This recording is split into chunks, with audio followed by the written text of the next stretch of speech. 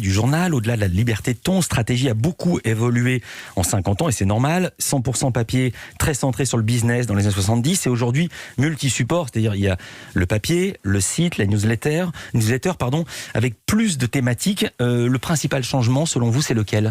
En 50 ans, je pense qu'il fallait penser à ce moment-là le contenu dans un seul support. Donc il faut imaginer, c'est-à-dire qu'on avait ce support papier et se dire qu'est-ce qu'on met dedans, comment on le traite, la pub, les médias, la com, quel traitement journalistique, etc. Aujourd'hui, finalement, nous, on vit ce qu'on se disait tout à l'heure sur la publicité, cette atomisation, c'est-à-dire que on a 2 newsletters quotidiennes, on a 7 hebdomadaires, on a le site internet, mais aussi on a nos réseaux sociaux. Sur LinkedIn, il y a 300 000 personnes qui nous suivent, sur Instagram aussi, et à chaque fois, il faut avoir finalement un angle, une ligne éditoriale différente. Donc c'est une chance, c'est aussi sûrement une gymnastique d'esprit à avoir pour penser chaque support différemment. Alors on va parler aussi du temps qui passe. En 71, Stratégie était un bimensuel, je trouve pas mon mot mais il va me revenir. Il était bimensuel, on dirait un quinzomadaire aujourd'hui, puis il est devenu hebdomadaire en 78-79.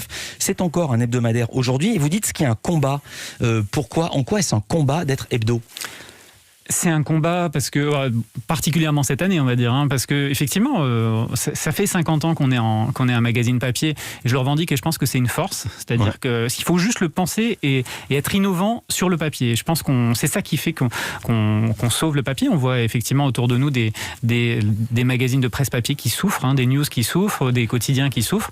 Donc c'est un combat d'être à la fois fort sur le papier, d'être innovant, et aussi de penser le numérique autour, tout l'écosystème numérique, pour être aussi bon et innovant là-dessus. Je pense que le fil conducteur, quand même, ce qui n'a pas changé depuis 50 ans, c'est d'abord cette création, cette créativité journalistique. C'est d'abord une rédaction, c'est une vingtaine de cartes de presse, Stratégie, et c'est ça qui fait la force et l'intelligence de ce magazine, une intelligence collective. Pour qui